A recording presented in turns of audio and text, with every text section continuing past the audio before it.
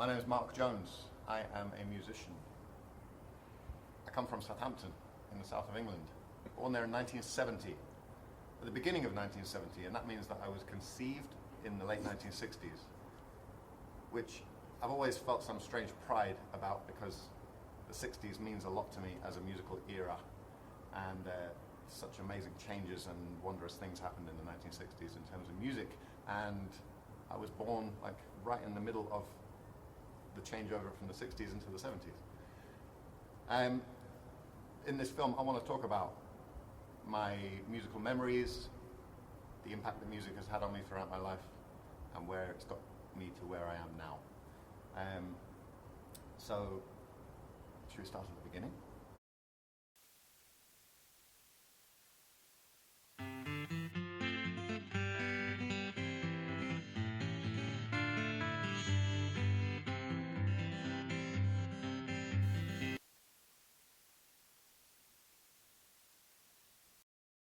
We're in Liverpool Cathedral, Anglican Cathedral, and there are some amazing bells here.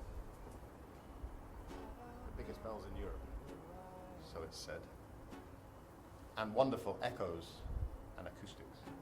Anyway, back to me. I was born in Southampton, and not from a musical family at all, except my granddad, who died 2 weeks before I was born, on my mum's side. He was a violin player and a piano player, and taught those instruments and played violin in Birmingham Symphony Orchestra. So he's my only musical connection in my family. Other than that, there's no real musicians in my family. But he died before I was born, so I never even knew him. Anyway, music's had a massive impact on me since I was very young. My very first memory in life is David Bowie on TV singing Space Oddity, wearing a space helmet and floating around his bedroom. And it had a huge impact on me when I was very, very young. And I think it's led me to where I am now. Hi. Sorry for all the noise. Oh, it's impressive, isn't it? It's beautiful. Never done any formal training in music. I was totally self-taught as a musician. So the music manager of the degree that I did in Hope University, he said to me, if you can train yourself in classical guitar and learn some music theory and learn to read music notation to a certain level, I'll let you on my degree. So I did, and he let me on. During that year, when I was teaching myself those things, I was playing guitar and singing at a party, because I do that a lot. And there was a lady at the party who really liked what I was doing, and she said to me, she told me that she was a dancer for a production upcoming of Jesus Christ Superstar. She said, they're looking for a Jesus. They've got all the parts, but they haven't got a Jesus. I had a beard and long hair and the typical Jesus-looking person at the time. And because I could sing, she said, could you go and audition for this? Because I think you'd be ideal for the part. So I went and auditioned, not knowing what the hell was going on, and got the part, lucky me.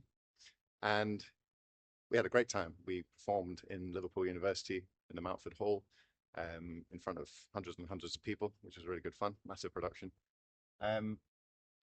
The drummer in the show turned out to be a Scouser, local guy called Joey, and I didn't really connect with him much during the performances and the shows, but a few months later, I was travelling back to Liverpool from Southampton on the coach.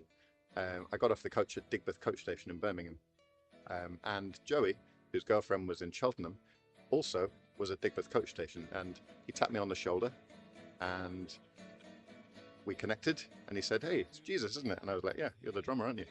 And so we spent the whole journey back from Birmingham to Liverpool chatting about music, and I played him some of my songs I'd written on a tape recorder, and he loved it, and he asked me to join his band, which didn't have a name at that time, but became known as the Zeb. And the band lasted for 10 years, so that was a very formative time for me. I got to finish my degree, which I love doing, music, art and maths.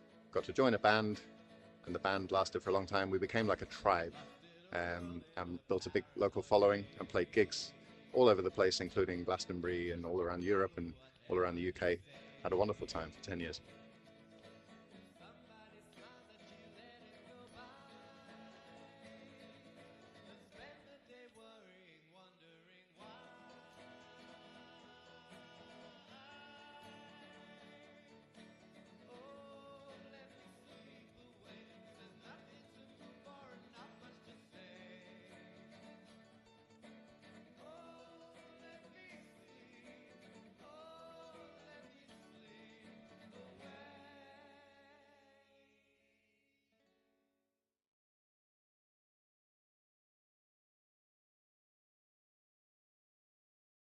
One thing I realized around the age of 10 or 11 was that music can be very divisive, and people's opinions really can get very strongly formed about music. Because I bought a single by Adam and the Ants, one of their early singles, and I took it home. I was 10, 11 years old, very proudly put it on the record player. And my nana, my mum's mum, was in the house, and her tastes were very restricted, let's say.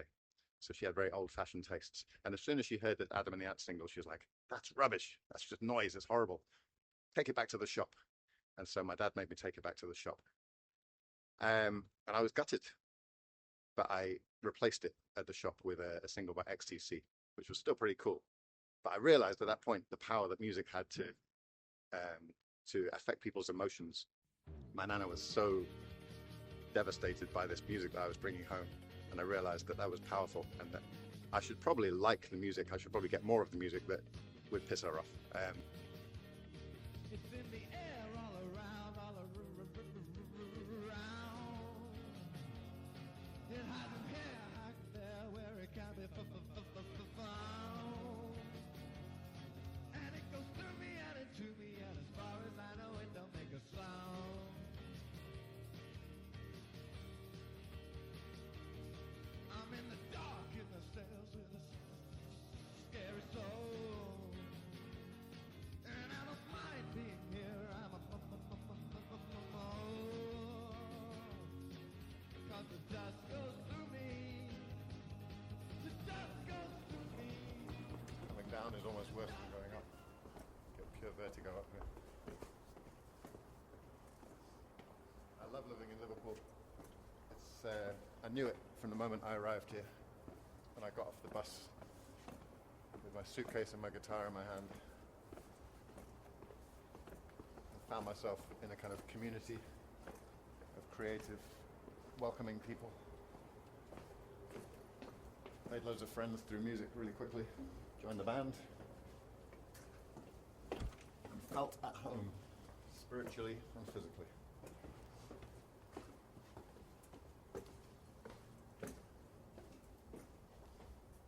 So, my band was Zeb. There were initially 4 of us. I was brought in as the guitarist and singer. There was another guitarist and singer, Canty. Drummer Joey, who I'd met through Jesus Christ Superstar. And the bass player, Marty. And we used to practice at Marty's, at Mum's house, in Walton, in North Liverpool.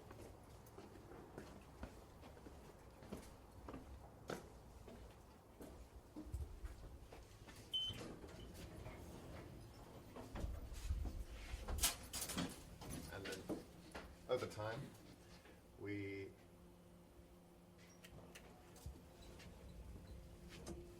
added more members to the band. Des came along on keyboards, and then a few years later, we invited a flautist and saxophone player, Simon, to come and join us, and then he brought some of his old bandmates from another band he was in to join us as well. So we had a trombone and a trumpet player join us as well later on, and various singers and other musicians along the way. And we changed our style from a kind of rocky indie style band over the years to kind of tribal chanting didgeridoo based strangeness, and then gradually developed into a kind of reggae, jazz, fusion, psychedelia, pop band. That's how we ended up. So, and we always enjoyed our gigs. They were always an event. Loads of people came just to become part of the event of our gigs, which is lovely. Here we are.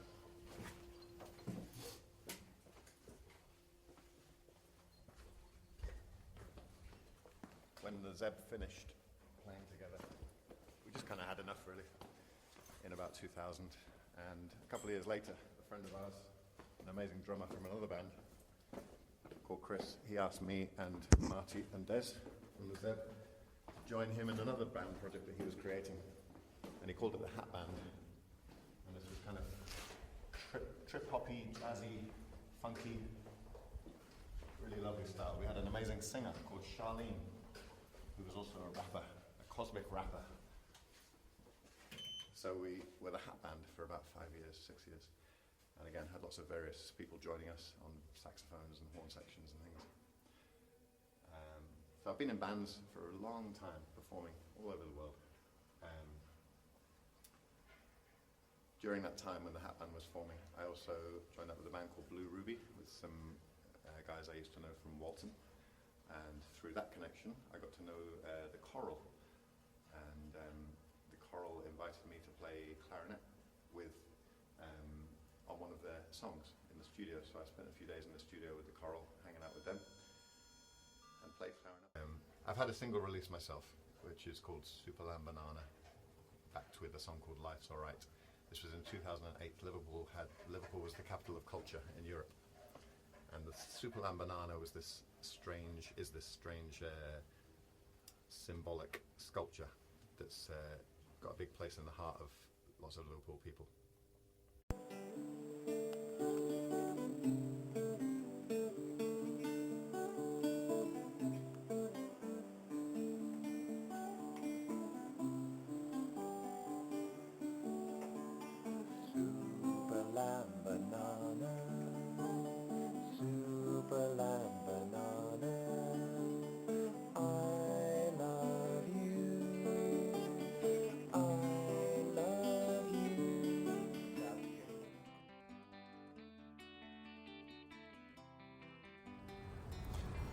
So, I taught myself guitar when I was 15.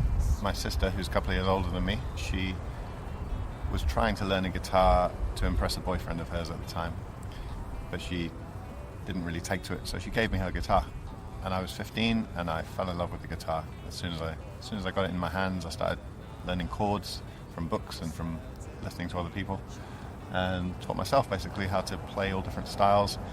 And because I'd been singing in primary school since I was very young, I started learning to sing and play other people's songs very quickly. And then I started writing my own songs.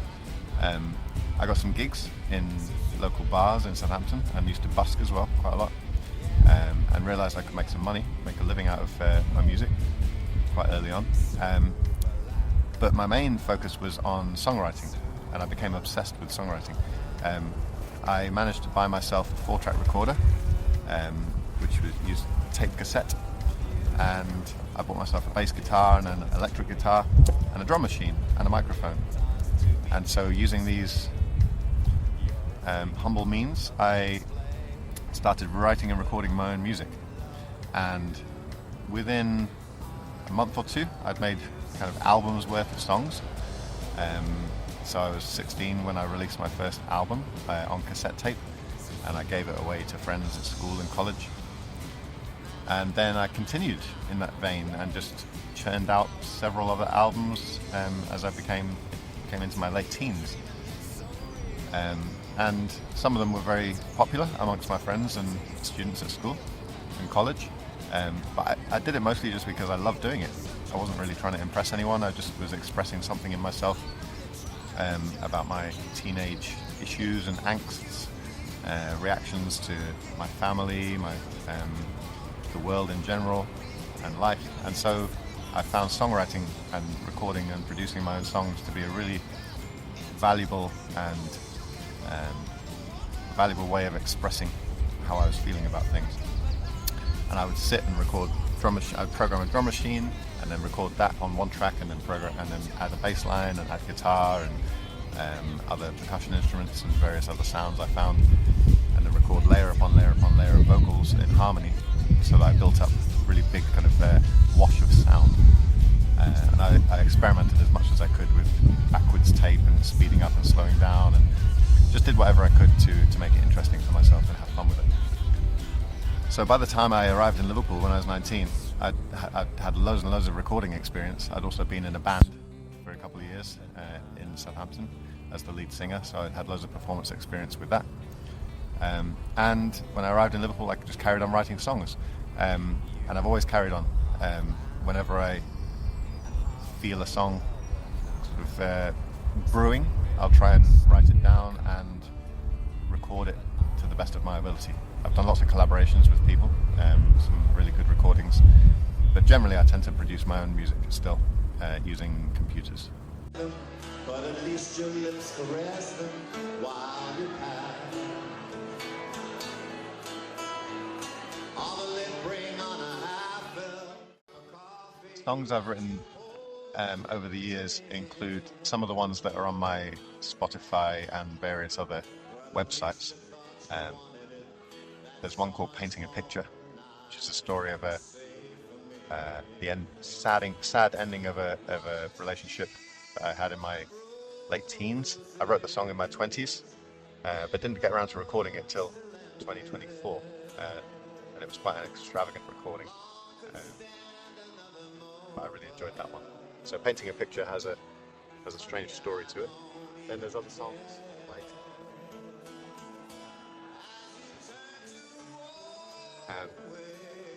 like a little tribute to George Formby, who's one of my musical heroes from when I was very young. I used to listen to a lot of George Formby. Now, this song came about because I was playing a gig regularly every month in a pub in Runcorn, and I played a George Formby song one time, and at the end of the song, someone in the audience shouted out, "Turned out nice again," which is one of George Formby's catchphrases. And I immediately started making up a song with that as the title, and I played it immediately as the guys shouted it at me. I just made up a song on the spot called "Turned Out Nice Again," and then I went home and I kind of continued developing the song, and it became my own song called "Turned Out Nice Again." And it's about the kind of the way that some people can only feel good about themselves by putting other people down. I wrote this song because in my life I've heard a lot of songs that tell you how amazing and wonderful life is and how grateful you should be to have a wonderful life. There's also an awful lot more songs about how terrible and devastating and sad life is and how miserable we should all be. But I didn't find there was many songs that covered the sort of middle ground.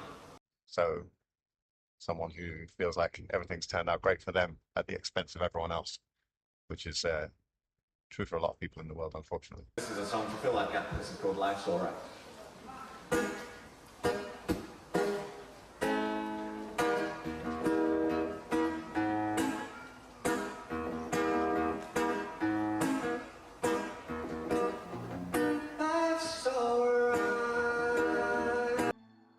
Then there's a song called Next to Nothing, which is slightly kind of dreamy, bit avant-garde song. I wrote that about the sense of emptiness inside us all as humans. I feel like humans have an emptiness inside, as that's part of our condition, it's part of our way of being. And most people try and fill that void, that emptiness, with media, with food, with relationships, with anything to keep them busy or active or not, or trying to avoid confronting the emptiness inside. But Next to Nothing is about accepting that emptiness, that void, and embracing it, and realizing that at the end of the day we're all nothing, or at least next to nothing, and so we should accept that and be at peace with it and learn to live with it. I'd like to talk a little bit about what songwriting kind of means to me and where songs come from. So quite often I will dream a bit of a song, a bit of music or part of a song will come to me in a dream, and I'll wake up in the morning and ideally it'll stay in my mind long enough for me to play and sing it into a voice recorder, and then I've got it, I've kind of captured it, and then I can work on it and develop it and record it properly. So I really love the idea that songs can come from a very deep, unconscious place and have a lot of potential meaning, even though that might not be apparent when they first arrive. I think songs are kind of floating around us in the ether, in the air around us, and I feel like if we want it to be that way, we can be a channel to allow those songs to come through us. So I feel like that I'm a kind of channel for songs to come through. If they choose me and they want to come through me, I'm here to allow them through, and I feel very privileged to be able to bring them into reality. For me, it's a kind of magic. Music's always been a magical energy, from the very first experiences I had of going crazy dancing to music and the impact it had on me from a very early age. I've always been aware of the energy of music and the way it physically impacts me. So for me to be able to make music is a very magical part of my life, and it's a real honour to devote myself to it. It is the most important expression in my life, by far. It's led me to so many amazing experiences, to meet so many amazing people and work with them, and to become a teacher of music and to work with young people and to help them love making music and being musical is a great privilege. So I feel very lucky to have found it and for music to have found me along the way. So yeah, I feel that music is an energy that is around us all the time. For me, it feels like a kind of river flowing through my mind, and if I never get bored, because I can just like drift off into the river and just have music playing in my head all the time if I want to, and sometimes it'll be original music and sometimes it'll be other people's music, but if it's original music, it'll just develop in my mind naturally, and then I can write it down and record it, and make something of it. So for me, turning something that is in my mind in a kind of imaginary fantasy, turning that into reality is a magical act. I think that's what magic is. It's the act of turning something that's unreal into something that's real.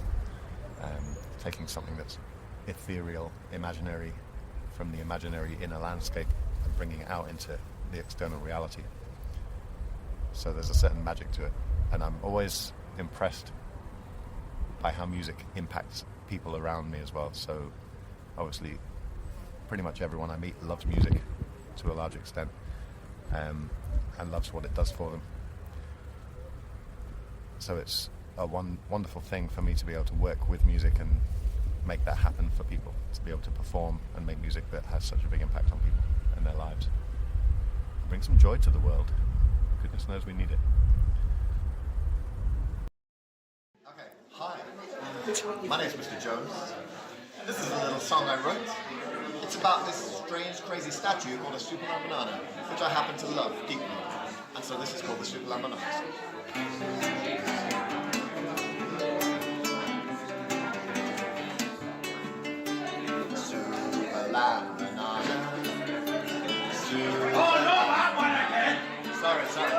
I love you.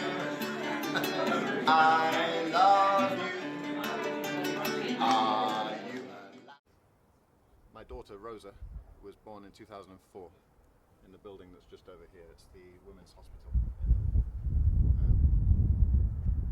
So yeah, she was born there. She's 20 now, and she lives in London. She's studying clarinet at Guildhall Conservatoire, and she's an amazing musician. So I'm very proud of her. I'm very proud of who she's become and how she's becoming independent and looking after herself. She was born into a musical family. Myself and my wife Becky are both very musical. We were performing and making music around Rosa all the time as she was growing up, and she was growing up around all the musicians that I hang out with and play with. So music was a very natural expression for her, and she totally took it on board and became the amazing musician she is today.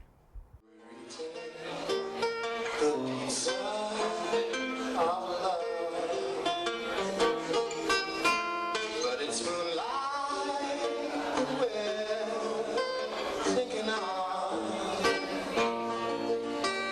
You're chewing the cheeks while I kneel on my knees. So please, baby, please, don't ever leave. My pizza of love. When my dad was a young man in the late 1950s, he had an auntie called Ada, and Ada moved from the south up to Liverpool to live with her husband, and she got a job in a music shop called Rushworth's, and it's where the Beatles used to buy their equipment in the late 50s, early 60s.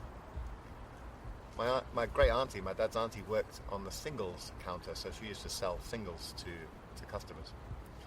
And if there were any singles left in stock at the end of the month, she used to pack them up and send them to my dad. And so my dad used to receive regular parcels of singles through the post, and he built them up into this big collection. So when I was a kid in the 70s, I had access to my dad's huge collection of singles from the late 1950s and early 60s, including lots of Beatles songs, and I played them to death. I used to love them.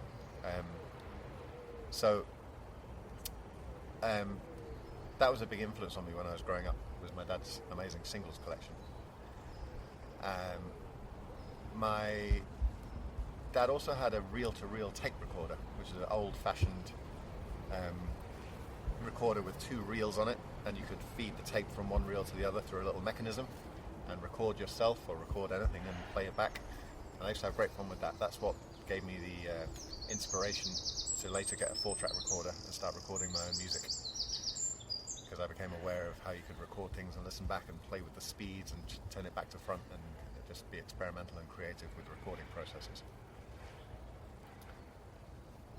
My mum was really into bands like Queen, and I used to listen to them a lot when I was in the 70s when I was growing up. So they were a big inspiration on me as well, especially the multi-layered vocal harmonies, which I love incorporating into my own songs. I think a lot of that came from listening to Queen and rock opera type bands of that era.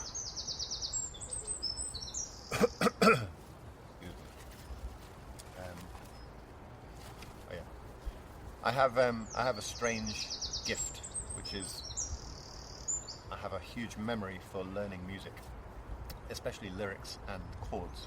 So when I first started playing the guitar and singing when I was about 15 or 16 and performing in pubs and bars and cafes, I realized I could learn dozens and then hundreds of songs which I've never forgotten. So I can play hundreds and hundreds of songs off the top of my head.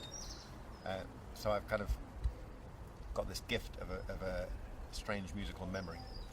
I realised this at first when the song "The Message" by Grandmaster Flash came out in about 1980, and my friend Pete and I were on a coach together going to a school camping trip, and we had a copy of a magazine which had all the lyrics of The Message in it, and we sat there and learnt all the entire song, which is 8 minutes long, of an amazing rap, social rap commentary song, and we learned the entire thing, and I've always remembered it even to today. So I just got a natural ability to remember music, and then when I started playing guitar and playing people's songs, I realised I could remember chords as well. So I feel like I am meant to do what I do because it is my natural talent, my natural gift to be able to remember how to play songs and to be able to sing them and perform them and express them. And so over the years that's become one of my main ways to make a living and one of my main ways to express my musicality. I was lucky enough to be interviewed by a lovely old gentleman called Stan Ambrose on Radio Merseyside. Thank you. I think before the media came along, songs were one of the main sources of entertainment and, like you say, sustenance for people. News was passed through songs, stories were told through songs. Songs were there to dance to live your whole life by. And the nice thing about folk music, I think, is it's constantly adapting to new eras, and anyone can adapt or create their own folk music. It's for everyone and to do with everyone. It's kind of universal. It's not restricted in that way. You can just, there are no rules about it really. You can make it whatever you want, and that's something that I've found is very enlivening in schools as well. Taking songs and rather than being precious about them and say you have to play it in this way or it has to be, you have to sing it in this way, allowing young people to make up their own lines, make up their own verses. I found What Should We Do with the Drunken Sailor is very popular because children love making up gruesome things to do to the drunken sailor to wake him up. In around 2017, he interviewed me twice actually. He had a program called Folk Scene, which was the longest running program on the BBC radio for a very long time. I think there's so much potential for children to be amazingly creative and spontaneous and to have gifts and talents that we don't ever find out about because we expect them to fit into the boxes that school puts them in, and society and the workplace puts them in. They're never allowed to develop their creative options and their creative potential because we try and restrict them and fit them into boxes. And having worked in schools for a few years now, it kind of saddens me, but to see how restrictive schools are and how top-down ruled they are, and what the expectations put on children are that they can't possibly meet, whilst ignoring their real potential, their real creative potential. So I'm very grateful to be a music teacher because I can be quite flexible with the curriculum and adapt it to what the children actually want to do and want to listen to, and find ways to teach that fit with them and that allow them to bring out their potential. Would find local musicians from the kind of Northwest who he liked, and he would ask them to come on his show, and he would interview them. So he asked me twice to be on his show, and he interviewed me, and I talked about the music I play and the music I love and my experiences, background. So I had some lovely experience being played on Radio Merseyside. So I've had various TV appearances as well. Got lots of bits of video on YouTube of me performing in all sorts of situations, solo and with bands. My Superlambanana song was featured on Granada Reports, which was quite funny. There's a song on there, Superlambanana, which I wrote in 2008 when it was Capital of Culture Year, and there was so much fuss going on about the Superlambanana at the time because it was the kind of emblem of Liverpool Capital of Culture Year. I decided to write a song about it. The song sort of came out very, very quickly, as some songs do. It was all written within a matter of minutes, really. It's very, very simple and catchy. A friend of mine, Rob, who runs a record company, Ultimate Fake, they decided they liked it a lot and wanted to release it as a single, so he arranged me to go in a studio and record it. So the version that's here is a version that we recorded in the studio. Last year, when I was working in a school in Liverpool, some of the children found it on YouTube. Suddenly I became a celebrity in the school because I had a song that had been released as a single. There's a song on there which has become one of my best known songs, called Pizza of Love. It's an early song that I wrote when I was about 20. I was in London in a pizza restaurant with my uncle. Basically fell in love with the girl behind the counter. She was rolling pizza dough and she probably never even noticed me, but I obviously found strong feelings for her and didn't do anything about it except went home and wrote a song.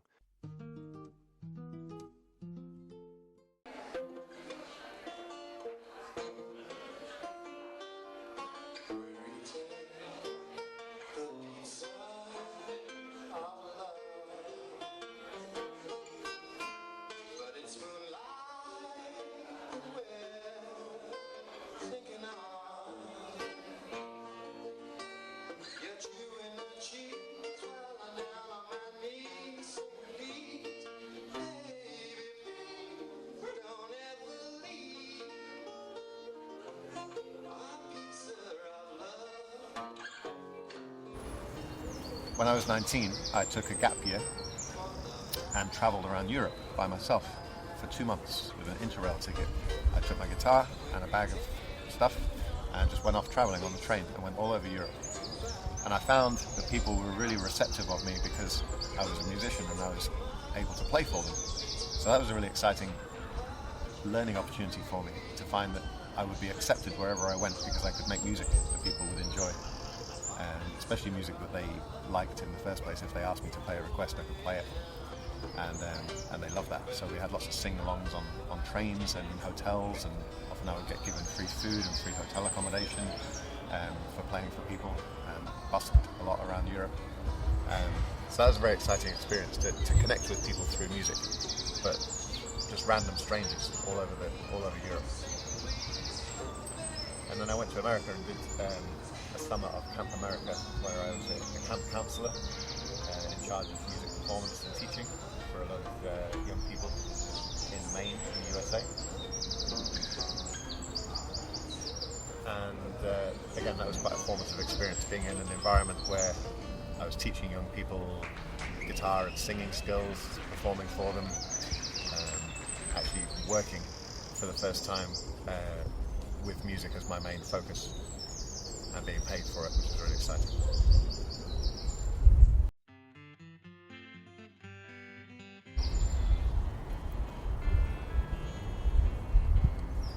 A friend of mine when I was a teenager, around the age of 14 or 15, was called Ruben.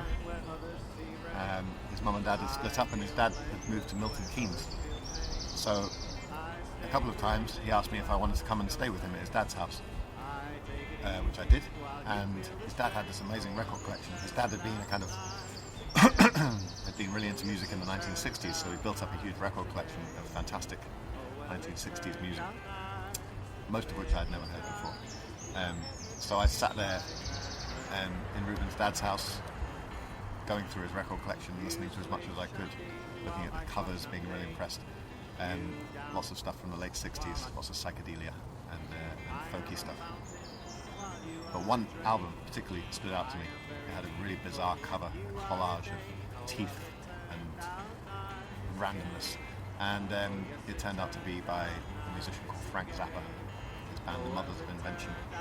And the album was called Uncle Meat. And as soon as I heard it, I realised I'd never heard anything like it, and it was going to have a huge impact on me. So Frank Zappa became one of my absolute top musical icons. And the thing I love about him is that he had huge integrity about if he imagined music, he created it and made sure that it was performed and recorded in exactly the way that he wanted it to be. There were no second measures. It was all exactly as he wanted it. He insisted that his musicians were top quality and could achieve anything that he wanted them to achieve with his music. He also was very multifaceted, so he would make music with lots of humour, very sarcastic, lots of irony, himself to music 24 hours a day. Record everything he ever went to, everything he ever played, he would just record. And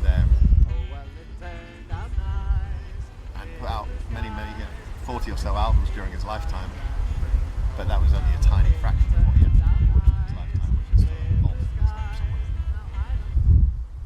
So his influence has been huge on my own life and my musical output. Frank had a quote, which is, "Music is the best," and I firmly believe that. Music is like a friend that's always there for you. And there's another musician I admire hugely, Jim Morrison, the lead singer of The Doors, and his song called "When the Music's Over" is, I think, one of my top favourite songs, especially the line, "When the music is your special friend, dance on fire until the end. Music is your only friend until the end." And it's like when people have let you down, music is always there for you.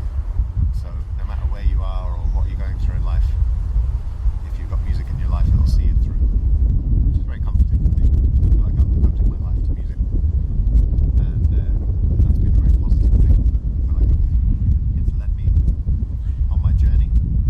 It's been huge. It's been there by my side and inside me and around me the whole time, and I'm very pleased with that. I'm very comforted by that. It's been an amazing journey, and it still carries on. Currently, myself and my wife, Becky, are in a band called El Loco. Becky plays bass, I play guitar. We have a friend, Amanda, who plays accordion, another friend, Willie, who plays concertina, and we play folk music from all over the world, and we change the style and mash it up and mess around with it, and perform for dancers and in cafes and festivals. So we play wherever we can. So music is still a huge part of my life. Writing, recording, teaching, listening, always open to new musical experiences. And I'm really thrilled to be where I am and where music has taken me and brought me to.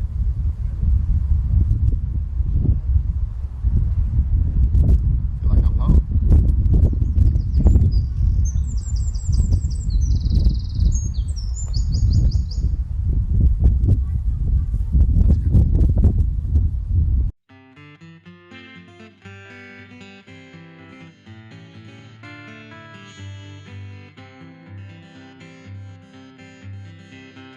I see sunshine where others see rain.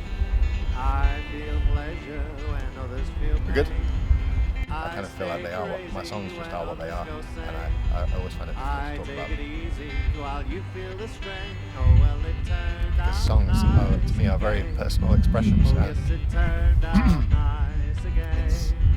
I might have my own understanding of them when I've written them, which is quite hard to express other than within the song itself. But then everyone else might have a different opinion about what it means. So I'm kind of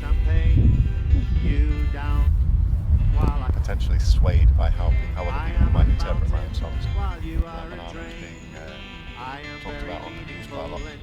clarinet. Captain Oh well, Cockney. it turned out nice again. Oh yes, it turned out nice again. Oh well, it turned out nice. Clear blue skies. Now everything is right as rain. I don't mean to put you down, sat there in your dressing gown. How do you expect to thrive if you don't know you're alive? I don't mean to be unkind, but get up off your fat behind. Look around and you will see what you think is what you'll be.